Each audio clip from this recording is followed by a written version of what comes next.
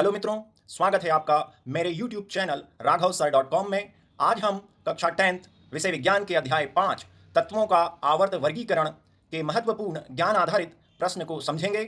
आज का हमारा प्रश्न है, आवर्त सारणी में इनके स्थान के आधार पर इनमें से किस तत्व में सबसे अधिक धात्विक अभिलक्षण की विशेषता है बताना है। ये जो 5 तत्व हैं इनको हमें धात्विक अभिलक्षण के अवरोही क्रम में जमाना है।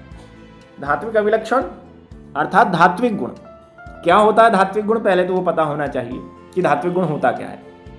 फिर हमें पता करना है कि इन तत्वों में से कौन अधिक प्रबल धातु है, कौन दुर्बल और कौन सबसे दुर्बल।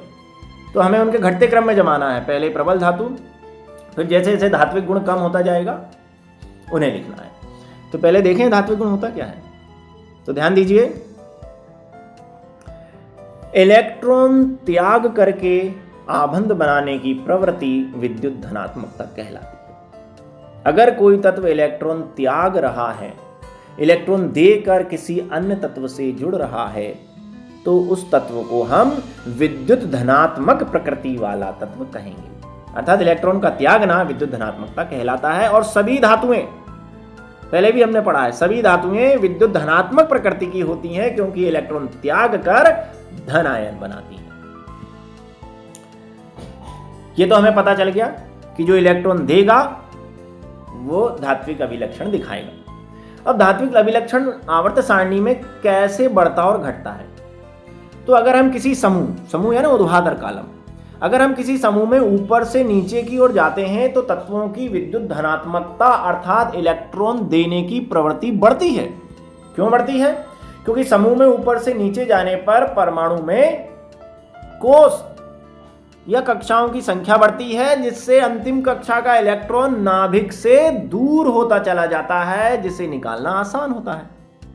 तो जैसे जैसे हम समूह में ऊपर से नीचे जाएंगे, परमाणु में कक्षाओं की संख्या बढ़ती जाएगी, अंतिम कक्षा का इलेक्ट्रॉन जो है वो नाभिक से काफी दूर हो जाएगा, जिसे निकालना आसान रहेगा। इसलिए किसी समूह में ऊपर से नीचे जाने पर तत्वों के विद्युत धनात्मकता या इलेक्ट्रॉन देने की प्रवृत्ति बढ़ती है। ये देखो, यहां पर हम आपको आवर्त सारणी के द्वारा भी समझा देते हैं।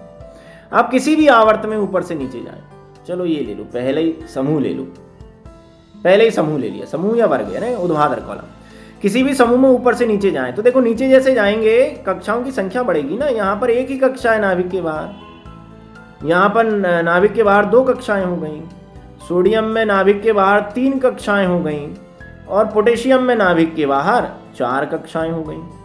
तो इस प्रकार अगर हम किसी समूह में ऊपर से नीचे जाते हैं तो लगातार कक्षाओं की संख्या बढ़ती है, क्योंकि नीचे जाने पर आवर्त बढ़ते हैं, 1 2 3 4। जैसे जैसे कक्षाओं की संख्या बढ़ती है, जो अंतिम कक्षा का इलेक्ट्रॉन है वो नाभिक से दूर हो जाता है, तो इनके बीच का जो आकर्षण बल है वो कमजोर हो जाएगा और अंतिम कक्षा के इलेक्ट्रॉन को निकालना आसान होगा। और अंतिम कक्षा से इलेक्ट्रॉन अगर आसानी से निकल जाए तो वो अच्छा विद्युत धनात्मक तत्व कहलाएगा। तो समूह में ऊपर से नीचे जाने पर तत्वों के इलेक्ट्रॉन त्यागने की प्रकृति या विद्युत धनात्मकता बढ़ती है। जबकि हम किसी आवर्त में अगर बाएं से दाएं जाएं तो तत्वों की विद्युत धनात्मकता अर्थात इलेक्ट्रॉन त्यागने की प्रकृति या धनायन बनाने की प्रवृत्ति घटती जाती है। क्यों घटती है? क्योंकि आवर्त में बाएं से दाएं जाने पर परमाणु के आकार में कमी होती जाती है और अंतिम कक्षा के इलेक्ट्रॉन को निकालना कठिन हो जाता है। अगर हम आवर्त की बात कर रहे हैं, किसी आवर्त में अगर हम बाएं से दाएं जाएं, जैसे मैं चौथे आवर्त में जा रहा हूं, तो इसके सभी तत्वों के पास 4 ही कक्षाएं होंगी। लेकिन जैसे जैसे अपन बाएं से दाएं चलेंगे, मैंने आपको पहले भी बताया है, नाभिक में परमाणु क्रमांक के साथ साथ प्रोटॉन बढ़ेंगे, जो अंतिम कक्षा के इलेक्ट्रॉनों को मजबूती से आकर्षण से बांध लेंगे, जिससे अंतिम कक्षा के इलेक्ट्रॉन निकालना कठिन हो जाएगा। साथ ही साथ जैसे जैसे हम बाएं से दाएं चलते हैं, परमाणु सिकुड़ता जाता है, तो परमाणु सिकुड़ेगा तो भी नाभिक और अंतिम कक्षा के इलेक्ट्रॉनों के बीच आकर्षण बल बढ़ जाएगा और इसको निकालना कठिन पड़ेगा, अंतिम कक्षा के इलेक्ट्रॉन को, यानी धनायन बनाना कठिन पड़ेगा। तो किसी भी आवर्त में बाएं से दाएं जाने पर परमाणु छोटा होता चला जाता है, अंतिम कक्षा के इलेक्ट्रॉन नाभिक से मजबूती से जुड़ते चले जाते हैं, जिससे उन्हें निकालना या उस तत्व को धन आयन में बदलना कठिन हो जाता है। तो अब ढूंढो कौन कौन से तत्व कहाँ कहाँ हैं। चलिए ढूंढने का प्रयास करें हम। Ga कहाँ पे, देखो हाँ ये चारों तत्व आ गए, दिख रहे हैं ना, Ga, Ge, As, Se और Br, ये सारे के सारे चौथे आवर्त के तत्व हैं। सबके पास 4 ही कक्षाएं, लेकिन जैसे जैसे अपन आवर्त में बाएं से दाएं जाएंगे धात्विक गुण कम होता जाएगा। धात्विक गुण कम होता जाएगा तो हमें यहाँ घटते क्रम में ही तो जमाना है।